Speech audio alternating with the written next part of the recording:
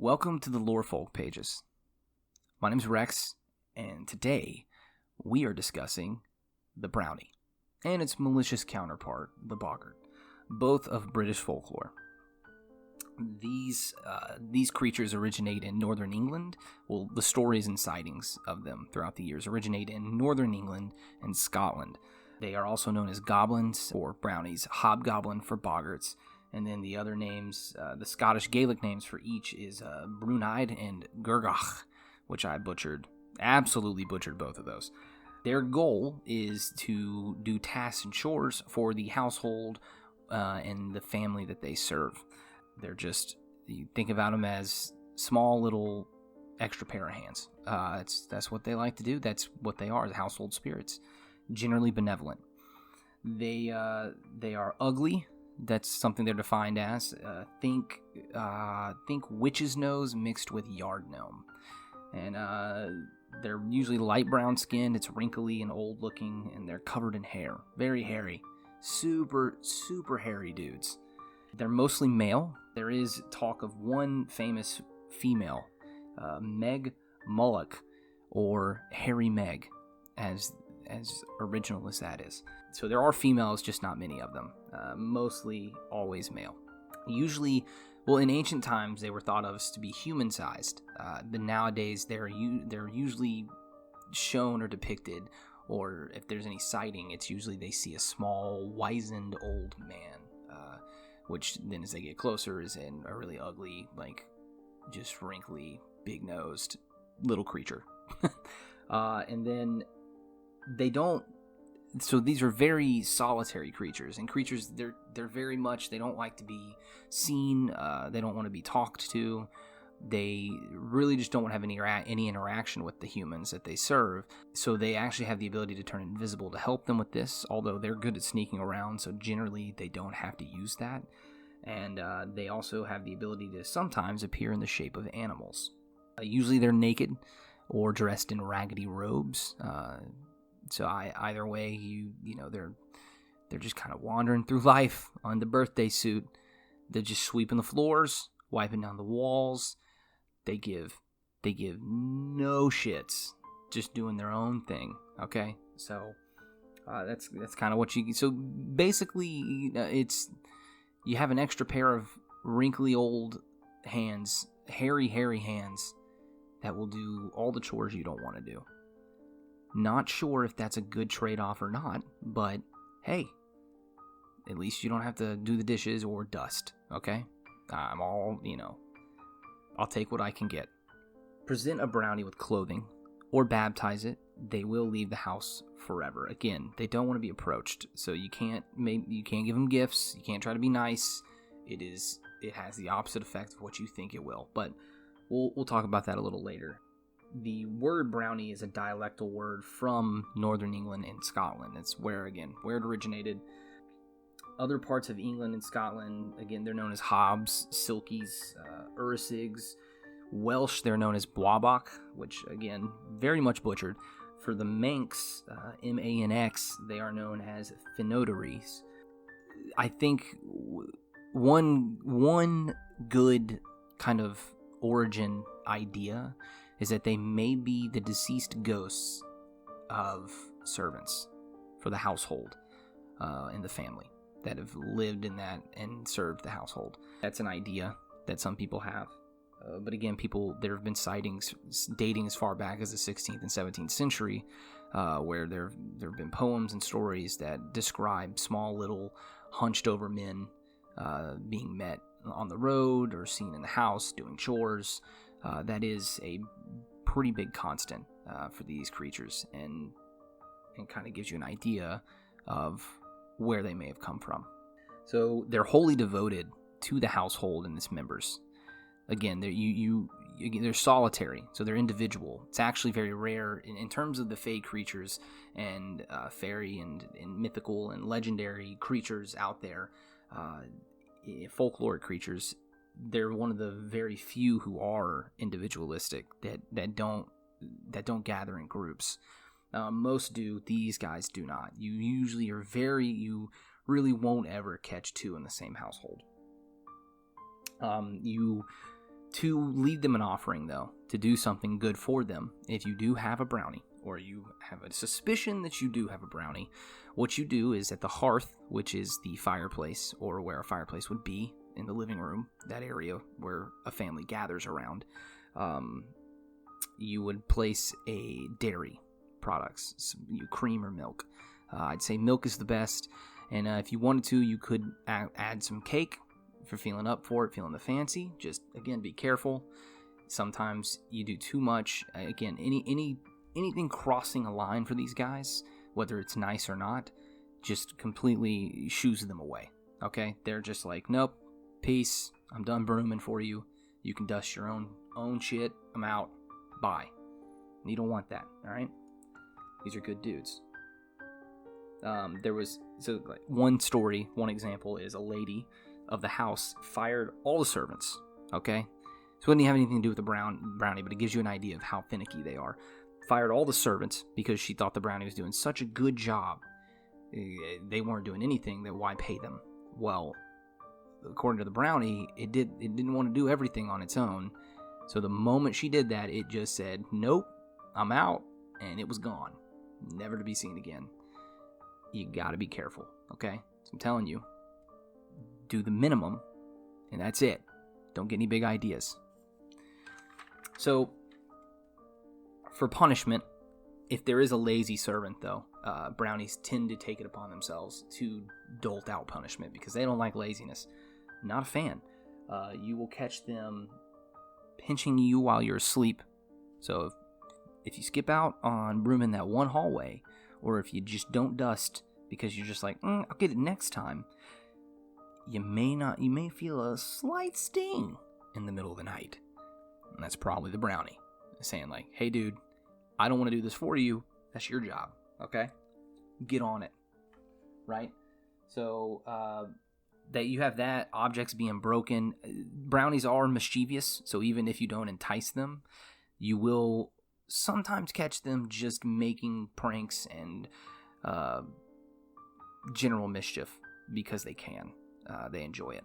It's actually something that they like to do. So don't think you've annoyed them or ticked them off, as sometimes they're just doing it because they feel like it. Again, individual creatures, they really, really don't like to have anyone encroach on their space, whether it be another brownie or the humans they serve. So you will usually generally only find one to a household. And they don't live in the household. I know that's a misconception. You think that they just kind of are there whenever, all the time. They appear and start cleaning. Not the case. Brownies tend to live outside the house near streams, rivers, and caves, or ponds. So anything, within the quiet nature next to the home is where they make their homes. So one thing is, though, as mischievous as brownies can be, they are moved by friendship and relationships. So if there is a bond of some sort that you have with the brownie, because you stuck to the rules and you didn't tick them off, there is moments that have been recorded where they have been said to have done favors. One such example was where a brownie fetched a midwife because the lady of the house, of a certain house, was in the midst of giving birth and needed help. Needed help giving birth. The husband didn't know what he was doing. He was like, "Oh my God!" He passed. He was like, "I've never seen the," and just out, right? So the brownie was like, "I've got to do this," and stepped up. Real cool. No, I don't know if that's how it went, but I'm imagining, right? Come on. Now, let's talk about leaving the house. So if you do tick off a brownie, like what happens, right? What's going on? So if you slight the brownie or take advantage of it, it will vanish, leave forever, right? That's your best case scenario. Is that if you do something wrong to get on its bad side, it's just never going to appear again. You're never going to get that help. It's just you've killed it off for the rest of the household and the generations after that. It's just not there. The offenses you can do as a human there's 3 that you have to watch out for. Observe him working, Again, they do not want to be watched. Let them do their job. Leave them alone. Do not micromanage these guys, okay? They're not fans. They don't like the over-the-shoulder shit, all right? Leave them alone. Second is criticize them. Don't be that. Don't be that person. Come on. Be good to them, okay? They're already working hard enough. Last thing they need is your criticism. That was the word I was looking for. Don't give them that, okay? They don't need it. They know how to do their job. They've been doing it a long time. They're good at it. And then the last thing is, do not laugh at them. All right? Don't do it. Okay? They don't take kindly to it. No sarcasm, no mocking. They're strictly business. So, leave the stuff at the hearth. Think about in your head how much you appreciate them. Don't say it out loud. And then leave them be. Go about your day. Let the brownie be. And you're all good. They are easily angered. So that is something you have to watch out for. They are easily upset. And you want to be careful of that because, like I said, the best case scenario is they leave and vanish. The worst case scenario, they turn malicious. And then you go from having a brownie to having a Boggart. Now, the Boggart is always malevolent. You have created just an evil creature, okay? And these are typically far uglier than their counterparts, who are already pretty ugly. So you've got to give that some credit, okay? They're generally bestial. Some can be full bestial. Some have human attributes and bestial attributes. Very evil looking, and they like to live in marshes more than anything else. So generally swampy areas is where you'll find them. Now what they do, they cause things to disappear. They'll make like milk to sour, so things will go bad that you have or own, and they can make dogs go lame. So generally just it goes from being mischief to being things that really affect your day-to-day life. But that's not the worst of it. If you truly make one angry, or in extreme cases, depending on the Boggart, they can move up to murder and abduction of children. So don't put it past them. One thing is that's in the home. That's for the household that does piss off the brownie and turns it into a Boggart. Now, generally, a Boggart that's just been living out in the marsh is, I think, a little more dangerous. Just in terms of the research I've done, I've gathered that if you get lost, or if you go out into the nature and you end up near a swamp, or you check out a swamp and you don't come back, someone doesn't come back, it was thought of back in the day that a Boggart killed and ate them. So I don't know, that just sounds frightening to think like in the marsh there's a small, lanky-armed, yellow-eyed, hairy, beast-looking dude waiting to eat me. That's nightmares upon nightmares that I don't think anyone deserves to have. So be careful of swamps, okay? Especially if it's near a home of some people who you know to be not the nicest or friendliest, because they've probably pissed off a few brownies in their time. They are also known to crawl into beds at night, and instead of pinch people for being lazy servants, they instead, for anyone, nothing is needed to trigger this. They lay a clammy hand on you, generally on your face. Gross. You can prevent a Boggart from entering. There are ways to fight off Boggarts. And that doesn't necessarily mean like physically or to push them away, but to keep them out, you put a horseshoe above the entrance door of your home, and then you put a pile of salt outside your bedroom door. Okay, so that's your way to, kind of tell these guys to back up. Okay, watch out. You're not getting in here. One thing for brownies and Boggarts is they don't want to be named. I don't know what it is, but if you start identifying them, they get upset. And if it's a brownie, they can vanish. If not, they turn into a Boggart. If it's already a Boggart or turns into a Boggart and then you name it, you'll send that thing into a frenzy. No telling what it'll do. Okay, ripping off body parts, eating right there in the home, just chewing on the kids and the husband and the wife. It gets freaky, okay? That thing gets wild, animalistic. It doesn't want to be named, okay? So I know he looks like a Bill, but Bill's fucking crazy. So just leave Bill out of it, all right? Bill doesn't need to be Bill. Bill is just a Boggart. You need to be careful, okay? Again, you want to, you know what? Better yet, let's just go with this, all right? Let the brownies do their work, okay? And don't even acknowledge them. Smile and nod and move on, all right? Because the last thing you need is for the brownie to vanish, or the other last thing you need is for a Boggart to appear. Okay, neither of those sounds like good options. If shit's getting done around the house, don't even just be like very in your head. Just say, that's super cool. I don't have to do it. Go about your day. Okay? Let's not tick off the really good spirits that do the shit we don't want to do. Right? It's just a smart idea. All right. So as a final kind of analysis, remember I said they are not fairies. So do not make that mistake. You may tick one off. We don't want that. No, but they're not. It's a misconception. Although I know a lot of things get roped into being fae folk. Not the case. They're folkloric. Got a lot of really cool stories behind them. Definitely go check them out.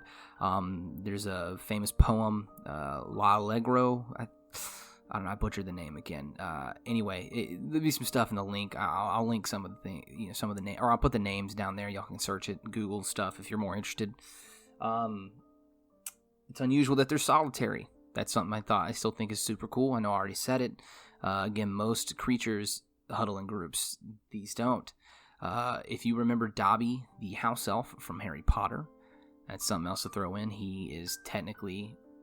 That is a brownie. So actually, that's a pretty good idea to give everyone what they look like, what they are. Dobby's a good representation. Although he was freed from his bonds when he was given a sock. Do not do that. That is not true to their origin or their lore. Okay, you don't actually give them anything. Again, best case, they vanish. Worst case, you're getting a clammy hand on your face. Gross. So I think the distinction can be made that these stories came about because in rural economies back in the olden days, whether it be back as far as the 16th century or probably up as recent as the 19th century, it was brownie stories or stories in northern England and Scotland mainly, but in other places, were used to kind of represent what a good servant should be. So the boss and the servants would use the stories to their advantage when they could. The servant would use them as a way of, they would use brownies as a blame tactic, and the lord or the master of the house would use it as a motivational tool. So that can be kind of said where you may be the most logical of where this stuff came from, but hey, anybody that's had an actual run-in with a brownie, we're not going to discount it. I love folklore. I love the creatures. I want to assume that I could meet every one of these. Well, maybe not, because if I meet a brownie, more than likely that thing's going to get mad at me. So, I don't know about that. All right. We'll see you on the next one. Thanks for tuning in to the Lore Folk Pages.